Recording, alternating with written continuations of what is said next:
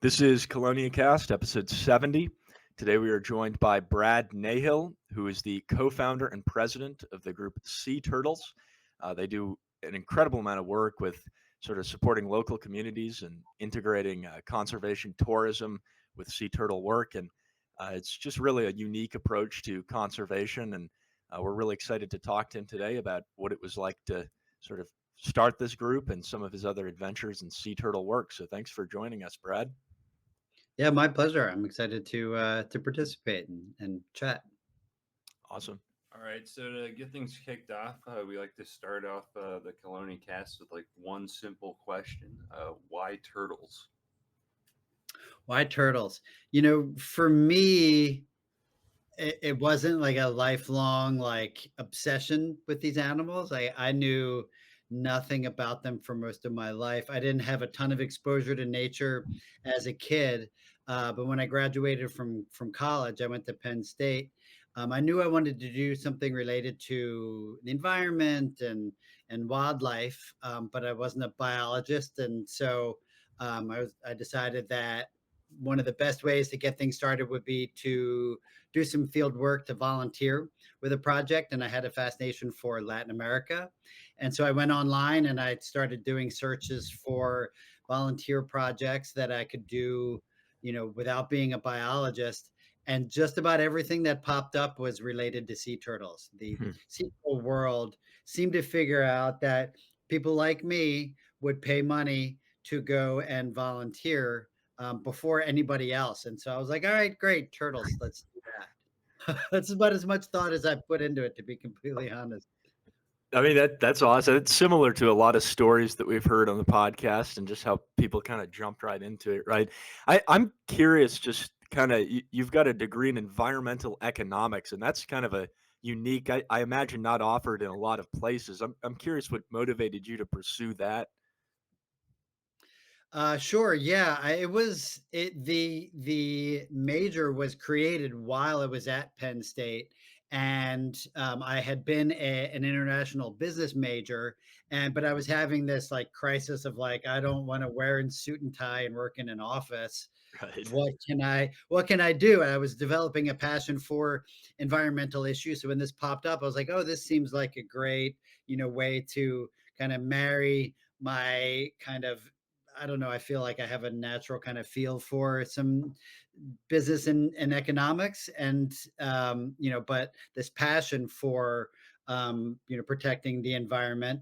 And basically it allowed me to switch halfway through without having to study any longer or stay any additional time in school. But it was interesting because you could tell that they were kind of making it up as they went along. Like I actually had two classes that were basically the same class back to back, although they used different terminology, but talking about the same concepts. And I was like, I don't think the people who created this major realize that. So it was very early days of environmental economics, but I what attracted me to it was the fact that economics for a long time were used to make decisions relating to environmental issues in ways that always resulted in going for the most economic issue without taking into account the factors on the environmental side that can factor in. So I feel like it was a really important way to balance some of the decision making process. And so that's why I did it. To be honest, I didn't learn a lot in that major that I could really apply to what I do now. Maybe like a class or two here and there, but that was mostly related to like what are the most effective ways to regulate pollution and things like that. I that does bring to it conservation and sort of the economic theory, I guess, is sort of a just kind of how supply demand works broadly and that sort of thing. And it can be applied beyond sort of money, I guess, in a lot of different ways, but that's usually what it's tied to predominantly. And conservation seems to run in a kind of a perpendicular line to the sort of increase in money and that sort of thing. And it's a challenge to raise money for conservation programs, that sort of thing. So I'm curious, just in sea turtles in general has been successful with that sort of thing. I'm curious what sort of how do you go about kind of integrating making money with conservation work? Yeah, this is a question I get asked a lot. Yeah, because we have had some success fundraising, and we've you know we've Fun. we've done fundraising to a certain extent different than a lot of conservation organizations do. We started off, and I know we're going to talk about our co-founder, J Nichols, at some point, but we started off with his idea where, hey, let's develop a program that helps support communities where the sea turtles live through what we call conservation travel. So travel that benefits the conservation and communities where it visits. And so we started off with this place of, working with um, working as sort of a business model where we were promoting an economic activity as an alternative. So where Jay had been working in Baja with a number of colleagues. I know you've spoken to Jeff as well.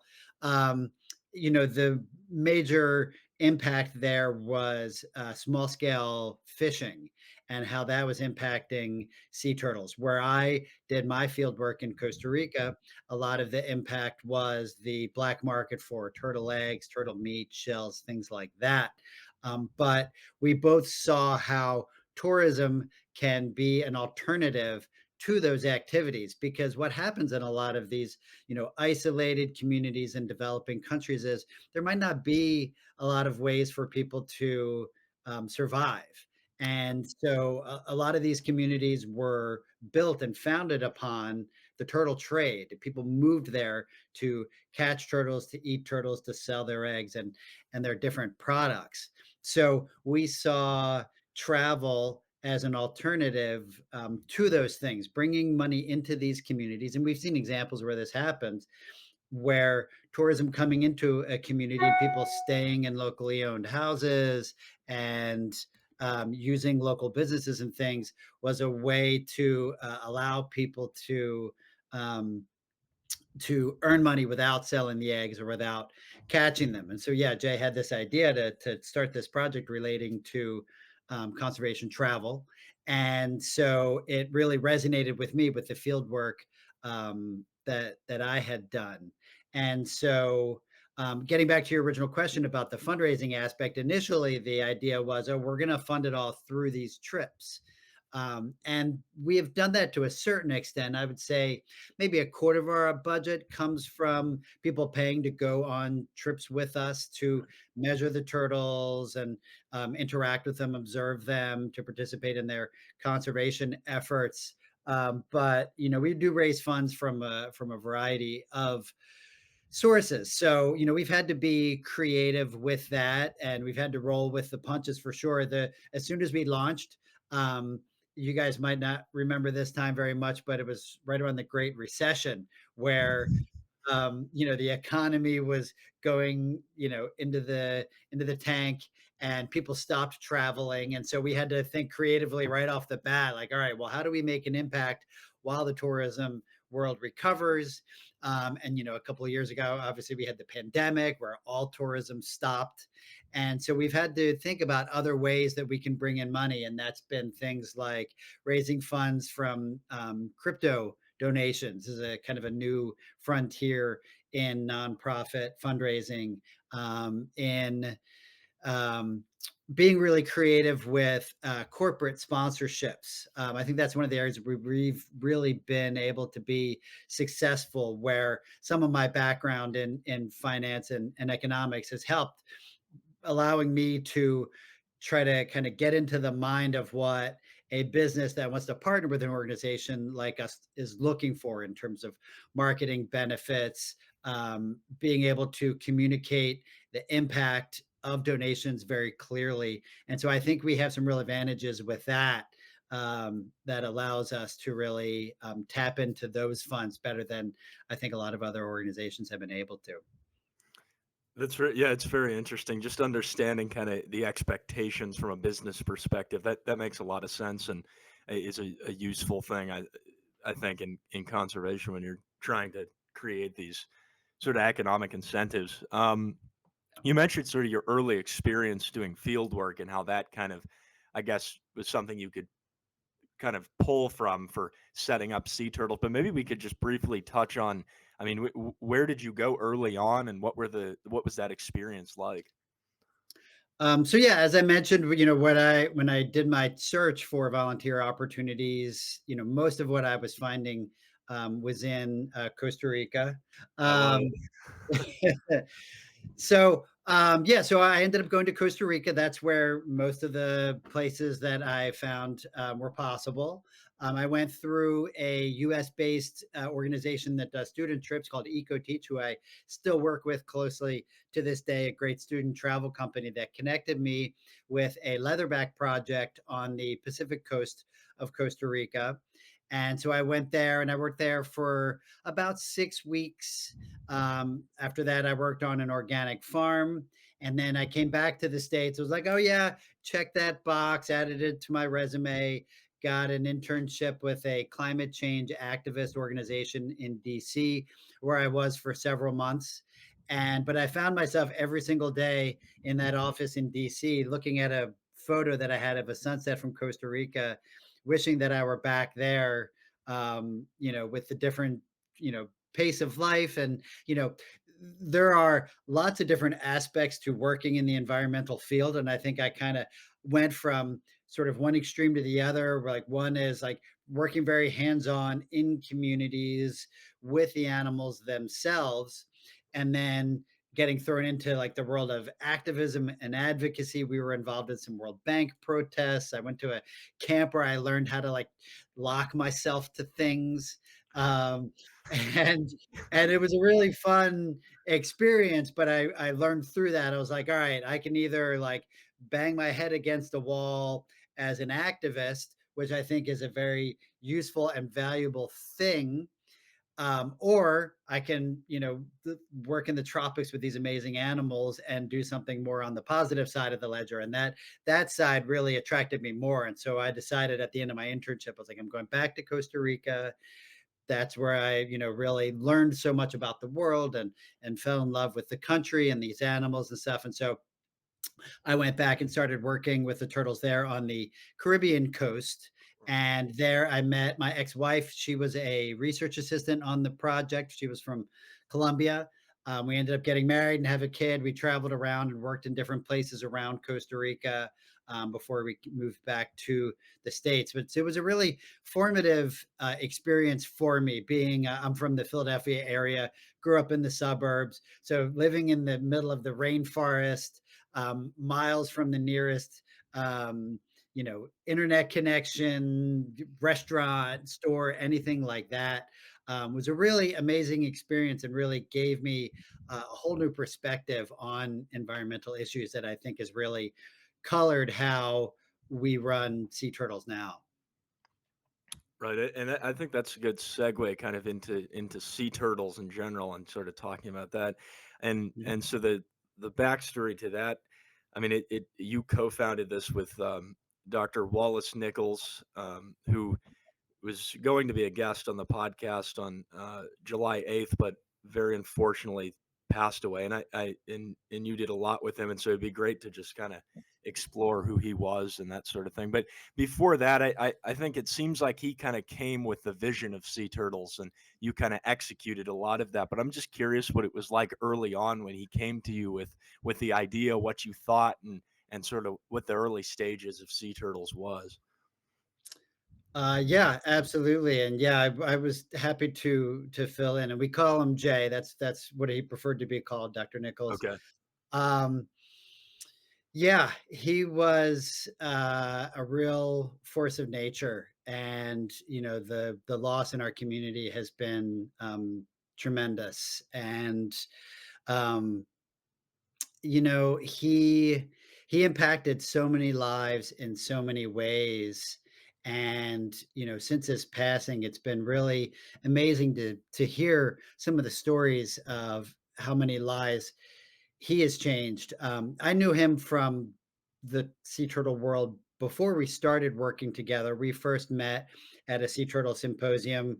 Um, God, probably 20 years ago, when Sylvia Earle, the famous oceanographer, was giving a keynote address, and we both had our daughters who were babies at the time. They were only a couple of months apart. We're both getting fussy and being distracting during Sylvia's presentation, and so we had both gone out into the lobby um, and started chatting and I knew who he was. He was pretty well known at the time, even well before, he had the best-selling book and everything. But we developed a little bit of a relationship over the years, and then he was hired on by Ocean Conservancy, where I had been working as a grant writer, to be their sea turtle specialist. A good friend and a real hero of mine, Mary Del Donnelly, was moving on, and I was pretty crushed by that. But I remember her saying, "Oh, I'm going to try to see if we can hire J Nichols instead, to replace me." And I got very excited about that. And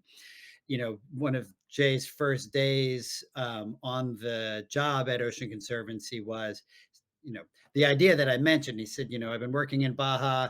These fishermen are catching lots of turtles, and they would rather be doing tourism, but they have no idea how to bring a traveler there, how to do that kind of thing. So, let's see if we can figure out here in the United States how we can help these projects find travelers and volunteers to participate." And it was a day that changed my life for sure. I had done in what I spent about 2 years in total in Costa Rica, and I worked some in ecotourism, as well as the sea turtle field work that I did. And I was like, done. Let's do it. Developed a concept plan. He had lots of connections in the fundraising world, foundations and things that were able to help us get some of our initial funding to get it off the ground. We only ended up being at the Ocean Conservancy for about a year or so because it wasn't a great fit. Ocean Conservancy is a very policy oriented organization. At the time was very US focused. They've expanded since then, but we just mutually determined with them that it'd be better to have a standalone project. And so we left the Ocean Conservancy about after a year and have been with other organizations but independent now for 7 or so years. But Jay always seemed to have, these very creative ideas at like right at the right time, like right at, not too early, but on the early edge of things like, hey, sea turtle conservationists should work hand in hand with communities, where in a lot of places it had been very confrontational between communities and conservationists, early on in terms of adapting travel to conservation. And then, yeah, with his groundbreaking stuff around Blue Mind, looking at how the brain and the body interacts with water and how it's good for our mental health, it's good for our creativity and everything.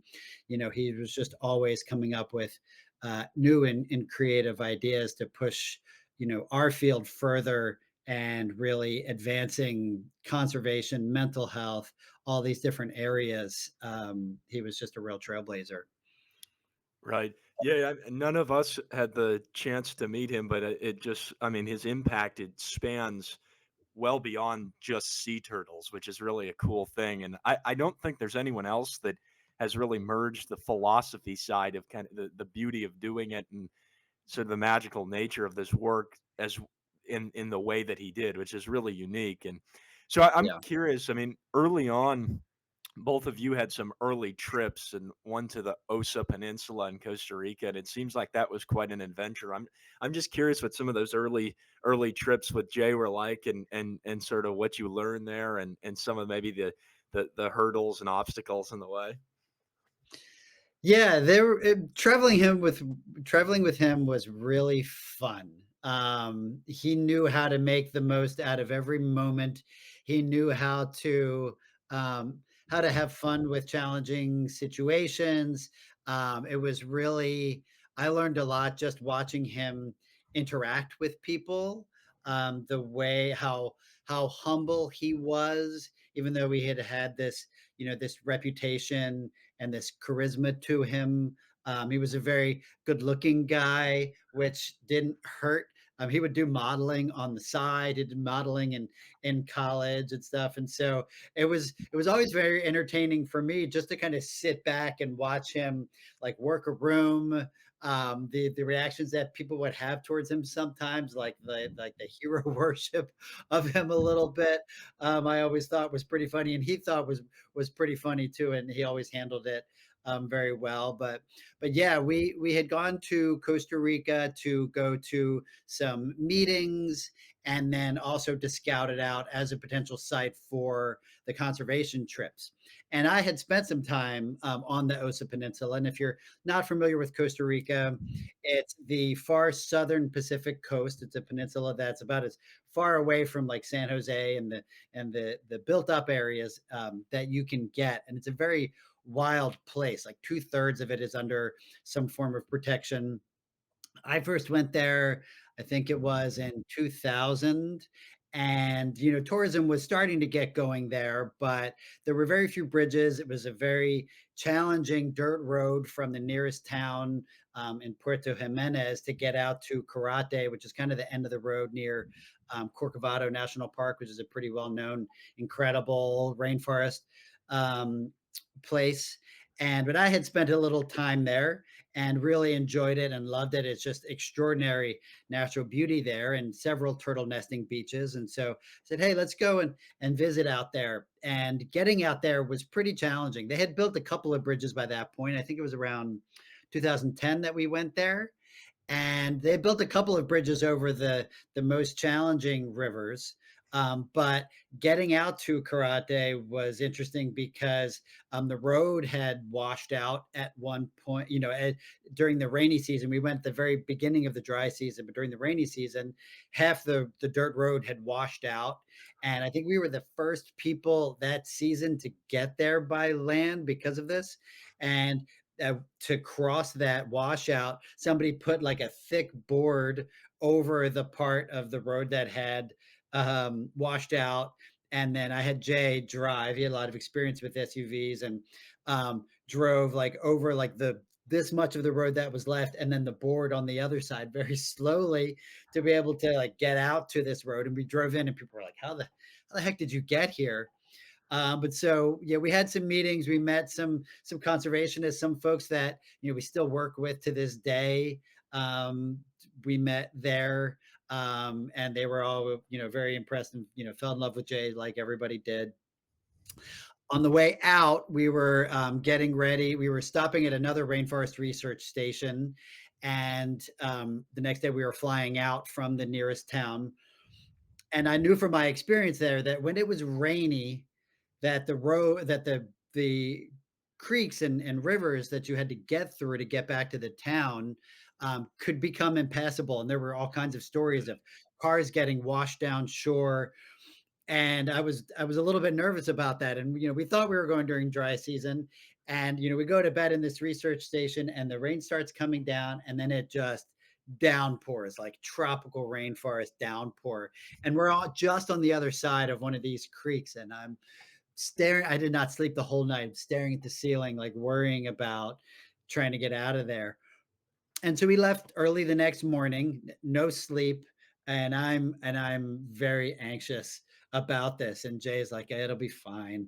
And so I was like, all right, you drive. And so we had an SUV, it had this like snorkel thing to keep the engine dry, but we pull down into this river, and he says, get out your camcorder. This is, free like cell phones with video cameras. So I had like a handheld camera, and he's like, record this.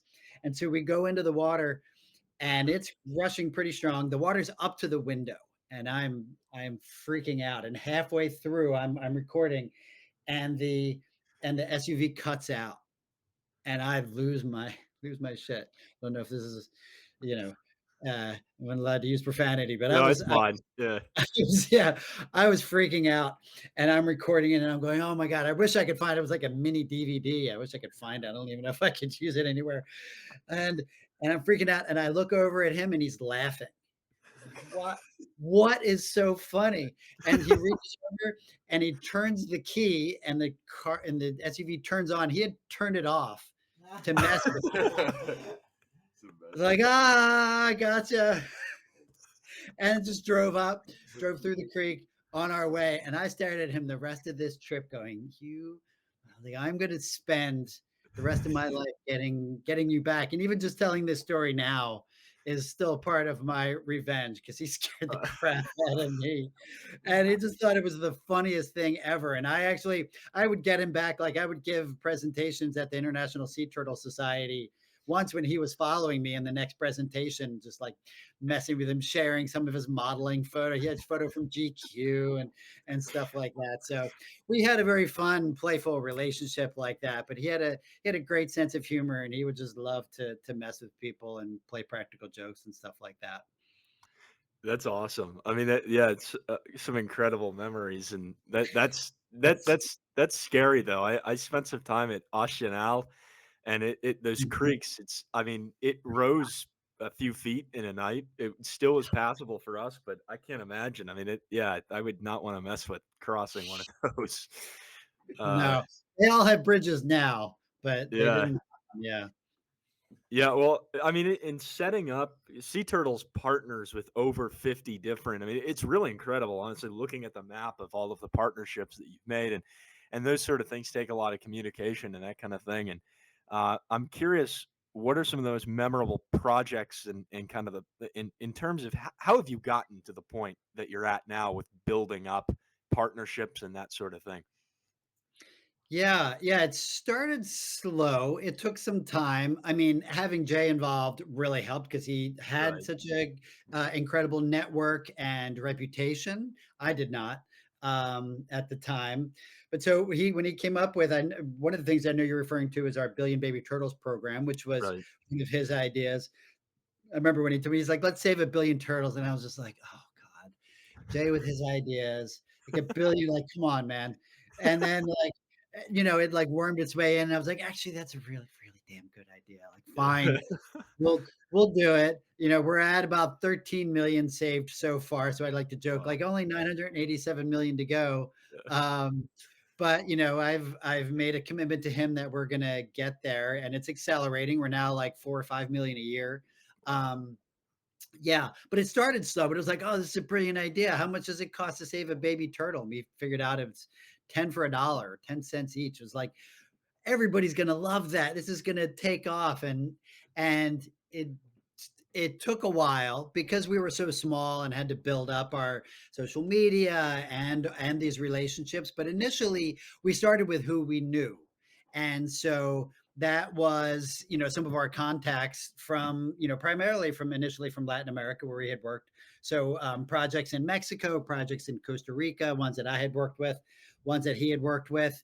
I think the most amazing story in all of sea turtles, if not all of wildlife conservation, is Colola Beach in Mexico, in Michoacan. I don't know if you guys have heard about that, but it's the primary nesting site for the black turtle, which is considered a subspecies of the green turtle. And there's a handful of beaches, but most of them are at this one. Researchers started working there in the early 80s with the local indigenous community, but they were shipping, exporting turtles for their meat. They were selling all the eggs. Like the population was devastated. They had tens of thousands of nests. And then by the early 80s, when the University of Michoacan showed up and started working with them, um, Mexico outlawed that stuff, but the population kept declining to the point where in 1999 they had, I think it was 533 nests. So if you think about going from tens of thousands of nests, working for 17 years and just seeing the numbers go down and down and down, I mean, the patience that these folks had to keep going just boggles my mind. And Jay was involved with some of this work in bringing the black turtle back, but in at the turn of the century, things started recovering a little bit. The hatchlings that they started protecting early on started returning. And so the numbers started growing and they went to 1,000 and then 2,000 and then 4, 5, 10, 15, 20. And then in the past few years, it's accelerated dramatically, where this past season they had 85,000 nests and 5 Wow. million hatchlings. So yeah, from 500 to 85,000 in 20 or so years is one of the most amazing recoveries. And Carlos Delgado with the University of Michoacan now believes that they're back to pre-exploitation levels, which is unheard of in wildlife conservation. And so we've been working with them for several years. We've been their only funder because once they got back up to these numbers, a lot of their funders were like, okay, you guys are good. But you can't really do that in conservation. You got to keep the wins, right? You can't backslide. And so we've been taking people there. We've been providing funding for that one. And it's just an amazing, amazing project. I mean, you go there and it's like an Aribata every night, just thousands of nests. And, I've taken groups there, and I took people there in 2019 and they had 40,000 nests. So they've doubled since Wow. 2019. And we were releasing 2 or 3,000 hatchlings a night just from their hatchery, which was a small percentage of their nests. And you've been to Ostional. I've never seen an Aribata, but just seeing that mass numbers of turtles was just overwhelming. It just provided so much help. Yeah, to get back to your question, we started with who we knew early on and who we trusted, that we knew that was doing conservation right, and working with communities and following best practices and things like that. Yeah, things have really grown, and like especially with the corporate sponsorships that I mentioned, we're really careful to work with businesses that have strong sustainability records. But if a company, we work with, for example, a dish soap company, and for every bottle of dish soap, they save a baby turtle. And so with them alone, we're saving, 500,000 turtles a year. And so it's a really easy concept for businesses to understand, for someone buying something to understand is, I'm buying this and a portion is going to help save, sea turtles. It's really grown quite dramatically. And so, yeah, working with all these partners around the world over the years, as we've grown, we've had to develop more of a process for evaluating the different programs, since now we don't know everybody already. So we've developed application processes. We brought on a brilliant scientist, Adriana Cortez, who is a Mexican sea turtle conservationist, knows a lot more about these animals and work in the field than I do. And she's really helped to grow that program and professionalize it, and really help us evaluate better, which projects that we want to support and things like that. That's awesome. The ecotourism, conservation tourism concept is a really interesting one, right? It's sort of substitute, as you've mentioned, kind of substituting traditional hunting and that sort of thing, and creates another economic incentive for people. But I mean, there can be, you're dealing with so many different projects that there's all of these different approaches to tourism Yes. and maybe views on that. And I'm just curious, what are some of the logistical hurdles in setting up or and coming to these groups and saying that this is kind of the model, and how is that received in different areas? Yeah, that's a really good question. And we don't pretend that ecotourism, conservation tourism is a solution for every community. It not necessarily is. And tourism, obviously, it can bring in its own impacts. It can impact local cultures, it can bring more trash. There's carbon emissions, there's all these things that we need to take into account, the infrastructure as well. And so, yeah, when we started the project, we had to think about, all right, what do we want to do to maximize the positive aspects and minimize the negative? And so we were looking at locations that had some infrastructure. We didn't want like more cabins and hotels being built to accommodate people because they bring their own set of impacts, lighting and affecting, beach ecology and stuff like that. But we also didn't want to be starting with places that were already getting tons of tourists Mhm. that didn't necessarily need it. So that's, for example, that's why we don't go to Tortuguero in Costa Rica, because they have plenty. They have more than they can handle, really. But Sea Turtle Conservancy does a really good job of managing a really challenging situation with the number of people that go there. But we wanted to take people that were a little bit more off the beaten path, that had the existing infrastructure, just weren't able to find those folks. And so, yeah, you asked about, how we're going into communities and convincing them. We've actually done it the reverse. We've put the call out and said, who is actively wanting to do this and wants to partner with us? So we haven't really tried to convince any communities to do this. We want the decisions to come from them. And this is kind of the ethos of our whole organization. We don't want to be the US based organization going into these small communities in developing countries and trying to tell them what to do with the resources and their cultural and economic realities that we are not necessarily familiar with. And so what we want to try to do is be the conduit between the travelers, the resources and things here in the US, and getting that support into these communities that are already working hard. And they just need a little bit of support, whether it's some volunteer help, whether it's a little bit of funding, things like that. We want the decisions and the direction to come from the communities themselves, and we just help where we can. And so, yeah, we're not really trying to convince anybody that this is their solution. We're just trying to support the ones that are there that have decided already and help facilitate that aspect, that tool for conservation. Right. Yeah, it's that makes sense as an approach. You don't want to sort of be, yeah, the colonial kind of scientist sort of thing. It's like you want the Mhm. buy-in from people that tell you they want it. That makes a lot of sense. And something that, I mean, just in talking about your organization, Sea Turtles, it's interesting is a lot of us are kind of down the research rabbit hole and that sort of thing, and that in Mhm. itself takes up a lot of time, the analysis, that sort of thing, and you can dive so deep into that. I think a lot of times people lose the kind of ingenuitive conservation mindset, the almost business mindset to it. Is how do we kind of change the tide and how things are going for turtles overall, because they're not doing so well. And I'm curious, if what are the biggest mistakes, because a lot of times researchers are notoriously bad at kind of thinking broad in the kind of way that you have with sea turtles. What are the biggest mistakes you've seen in terms of the that's limiting that mindset in folks that are super focused on the science?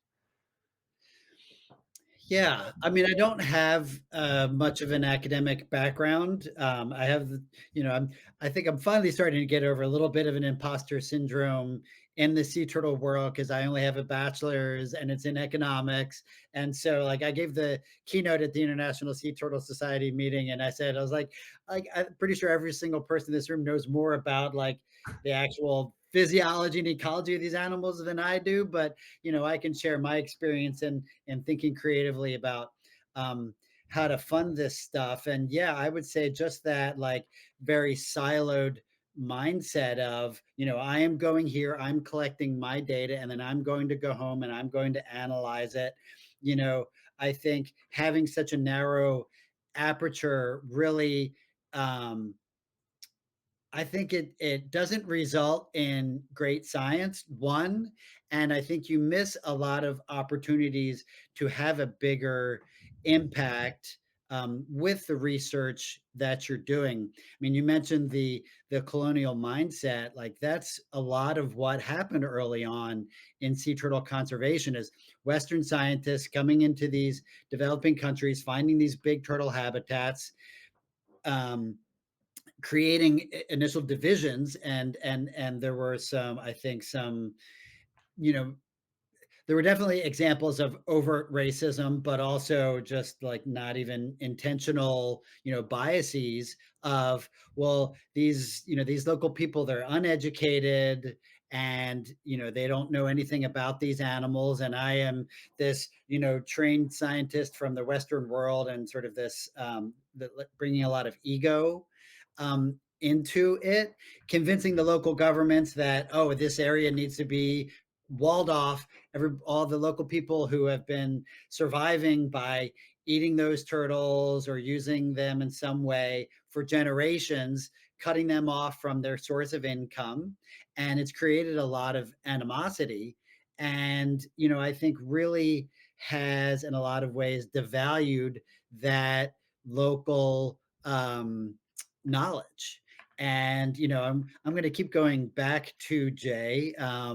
because he's so influential in this. But he was one of the first people to go and he went to Baja, California, Mexico, And he didn't say, I'm the big turtle guy, let's go work with some turtles. He went to the fisherman and the turtle fisherman and said, where are you finding turtles? Can I pay you to take me to those spots? And then he wouldn't like evangelize or talk down to them. He would just befriend them. And a lot of these people are now members of the Grupo Tortuguero, some of the most dedicated conservationists. He would go to their homes and they would serve him turtle meat and he would eat it but like collect samples to then study later, kind of surreptitiously. Um, but he recognized that like there's nobody that knows more about these turtles than these fishermen, and what can I learn from them, and how can I bring them into this?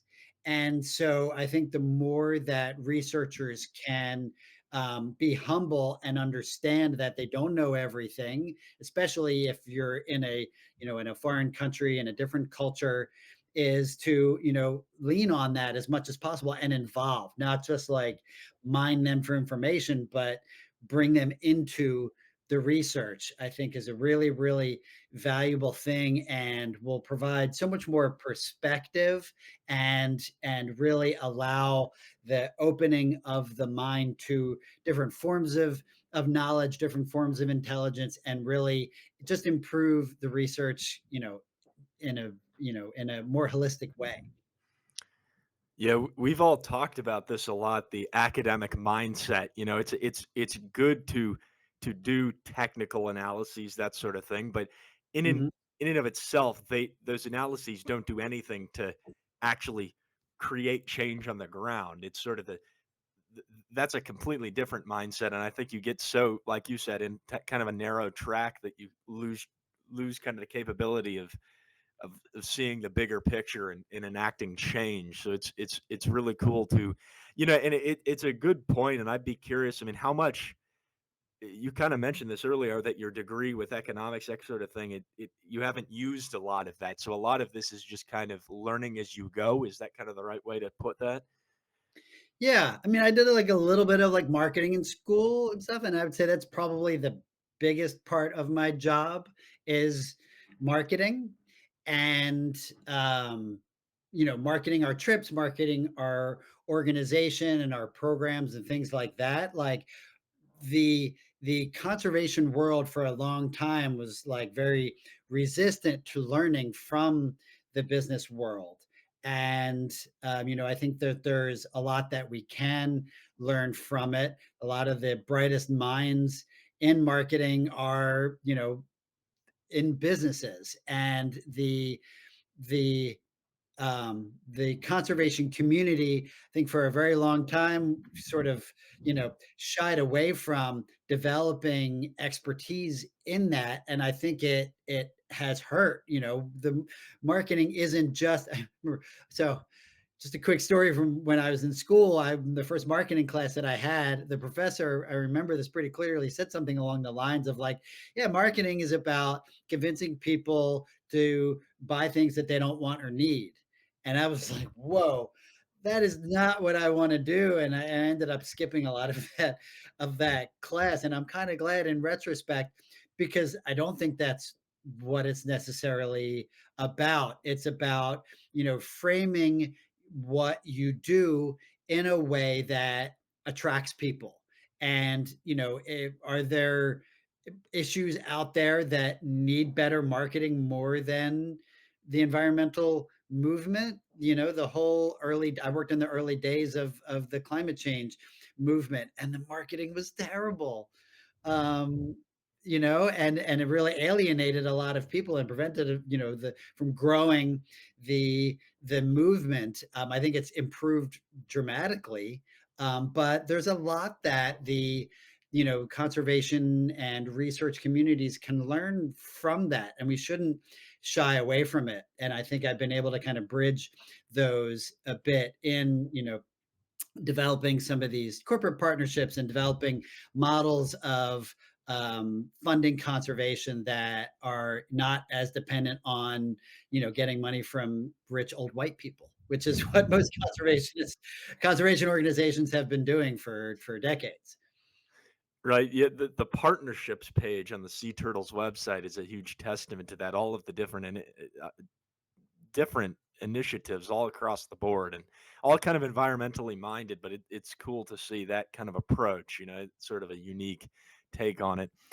I'm kind of curious out of all the tours that Sea Turtles does, and just kind of your personal experience with that. What's been the most memorable trip that you've taken? Hmm. The most memorable trip that I've taken. Um, That's a good question. I did a scouting trip to Cuba, which was really amazing. It was my first time diving. Had a minor diving accident. It was before I got certified. Get certified if you're going to go scuba diving. Just quick little PSA. Um, but it's such a unique place, and like the cultural and political aspects of it were just um, amazing. And you know, you hear so much about a place and then you go there, and it really helps to dispel a lot of what you have in your mind. I'm a little older than you guys, but you've been hearing there's propaganda on both sides. Ours is a little more subtle than Cuba's propaganda. But the people are amazing, the culture is amazing, the art and music and everything about it. It's such an extraordinary place. And just learning about the impact of policies from the United States that can have on a place like that was really memorable in terms of like a mind opening kind of thing. Um, Turtle wise, one of my first trips to Belize was really amazing, where we got to spend some time with a manatee, like a juvenile manatee that was super chill, just hanging out, about 20 feet down. They were just watching, kind of, munching on some seagrass, and surfaced just a few feet in front of me and like made some eye contact. Like I think we like had a little thing going.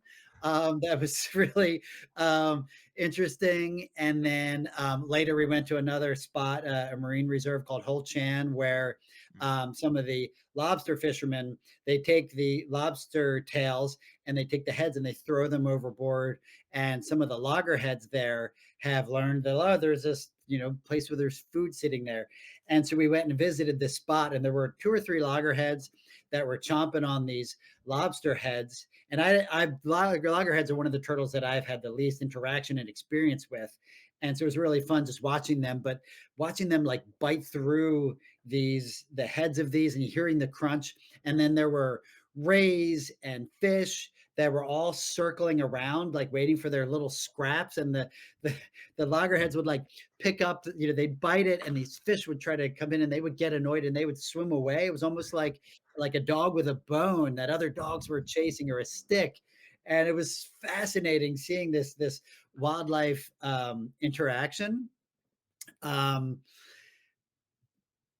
Nicaragua and El Salvador, I did an early scouting trip with a group called the Eastern Pacific Hawksbill Initiative, visiting some hawksbill sites in El Salvador and Nicaragua, visiting these really isolated communities in these countries that didn't have a lot of tourism. But this network did a really amazing job, and the local organizations there did a really amazing job at like building pride in the fact that they have this almost extinct species there that they can help recover, and developing games and competitions between these communities, and really developing that local source of pride was really amazing. Just really lovely, beautiful communities that deal with so much, that have um, so little in terms of resources and things, but they just know how to enjoy life. They don't let it stop them. I hear a lot, especially kind of in my field, you hear a lot of like, well, countries need to develop their economies before they can care about environmental issues. And when I went to places like that and met these people, I'm like, that's crap. That's absolutely not true. And so seeing these communities that were really rallying around conservation of these animals was really amazing as well. So there's been a lot of them. You know, traveling and visiting these communities is so rewarding and mind opening. I really suggest it. You know, I know you guys are, you know, early in your careers and stuff. Get out there and, you know, visit these places and learn about local context and things. It really helps shape, you know, your vision around these things. Growing up here in the States, you know, we have a very certain, you know, Western mindset. When I first went to Costa Rica, my vision was very black and white, you know, like conservation good, people eating turtle bad. And I realized like that's just ridiculous. And really learn, you know, befriended people that had grown up with their great grandparents and grandparents eating turtle, and learning about what that was like and their views and things has really, you know, given me a much, you know, broader perspective. And so it was a really formative thing for me, and something that I would highly recommend to anyone wanting to work in this field is get out there and see what is happening on the ground. You know, ask a lot of questions. Don't bring your, you know, attitudes to it. Just go with an open mind and just to learn, and it'll really benefit. That's awesome. Well, we'll wrap up in a second. We like to just end everything off with kind of and you sort of answered it to some extent, but maybe just framing it differently is, um, and I think in your case it's going to be a bit different. So for anyone that's looking to make turtle work a career, I'm curious what kind of advice you would have, and you've touched upon just kind of getting out there as something, but maybe even more specifically, we're all dealing with this sort of thing, grant writing, that sort of thing. You've got a lot of experience there. What tips would you give to students looking to sort of do that? Yeah, I would say develop as many different skills as you can. You know, whether that's, you know, marketing, social media, um, you know, writing is super important. I had a little bit of a background in writing, and that really helped with my grant writing. Like storytelling I think is a huge and growing thing in our field. So taking classes around that, you know, as many different things that you can learn, and as many different skills as you can develop and bring to the table, because conservation organizations are not so much looking for like, oh, we need someone, you know, who's perfect in statistical analysis. You know, we want someone who can fundraise, who can communicate, who can interact with communities, who can do research. You know, it's it puts a lot of pressure because it's a lot of things to learn. But the more well-rounded that you can be and have experience in all these different areas, you know, I think the more luck that you'll have in advancing your career in this. You know, field experience. You know, for me personally, I found the 2 years of field experience infinitely more valuable than 5 years of college for sure. And I think that's becoming, you know, more of the norm. And, you know, not necessarily having to have the PhD. It's certainly helpful, but, you know, the more like cross pollinating, the more um, cross field work that you can do, I think the more successful you'll be. That's awesome. We'll take that to heart. And for listeners, a lot of the listeners are students and at different levels. So I think that's some really good advice. And um, we usually like to end off. I know you've got to go, so we don't need to do this, but we like to end off with a quick round of turtle trivia. So I don't know if you've got a random turtle fact you want to throw at us, but if you're on a tight schedule, totally get it. um, Let me think. So yeah, you guys are turtle people, but more like terrestrial, um, turtle based. So yeah, let me think about this real quick. Sorry, I should have done a little bit more prep. No, it's fine. No worries. On the Yeah. spot. You know, honestly, I'm not coming up with anything off the top of my head that I could probably, because like I said, you guys probably know more a lot about turtles than I do. So I'm not sure if I can stump you. A lot of my knowledge is, yeah, more like marketing and fundraising based. you could throw us something in that. I mean, that might be interesting. Just test our knowledge. You probably get us pretty easy there, but um, sure. Yeah. Who do you? All right. Like, who do you think is the number one funder of conservation? Either category wise or like. Gotcha. yeah, I don't know. I mean, I don't know what number one is. CMAX did a lot of stuff early on for overall conservation, but that was kind of maybe a one-time thing. And I did some oil groups I know put a lot of money into it, which is interesting. But yeah, I don't know. That's Well, as of right now, it's a lot of the rich old white people. So, oh, did someone have a guess? I said taxpayers. Taxpayers. Unfortunately, no. there's someone off the Hunters. Hunters, yeah. Hunters? Hunters. That is okay. I don't know, like in terms of like dollar value here in the U.S., that may be accurate. The fees that hunters pay and fishers and things go towards conservation. You're probably right in terms of the United States is one of the single biggest sources of funding. And actually, now that stuff has kind of been declining, and it's actually a bit of an issue. Is like, how are we going to replace some of that money? In the conservation world, hunters and fishers have definitely gotten a bad rap. I do think there is a value in it. Hunting endangered species obviously is not something that we're for, but humans have hunted animals since we were humans, and I think there is a place for it. And yeah, it is absolutely one of the top funders of conservation as of now. And I think this is changing, but it is a lot of the rich white people. So Jeff Bezos is putting a lot of money towards conservation. The Walton family, of Walmart fame, is a huge funder of conservation, even though I have a lot of issues with their family business. As well as Jeff Bezos's family business, I think could be doing much better jobs at sustainability. But the founder of Intel, and I'm blanking on his Gordon Moore, the founder of Intel, sort of the grandfather of the microchip, personally has given, I think, well over $1 billion to conservation, and has really helped advance conservation in a lot of ways. So I don't want to minimize the impact that those folks have. Billionaires, should they exist? I don't know.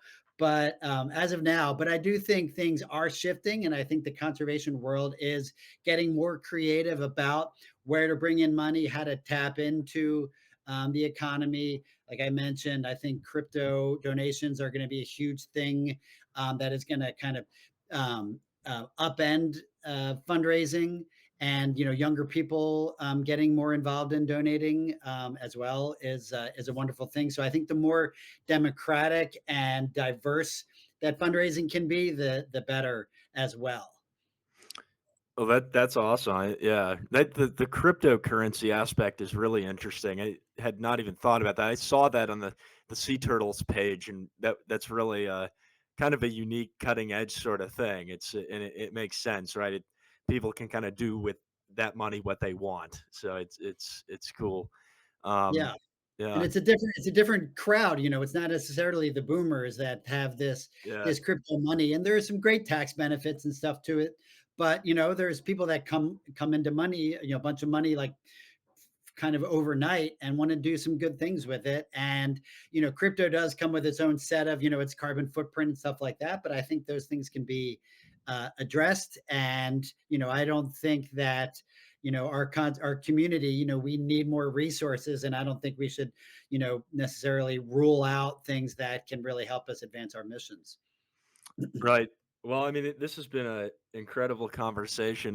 It's really cool to hear just throughout the conversation how much the environmental impact of everything that you're integrating with sea turtles and thinking about. I mean, it certainly factors so much into what you're doing, and that's really inspiring uh, for us. Just talking to people, how can we be more sustainable and that sort of thing at an individual level. And it's cool to see that being applied at this larger scale business level.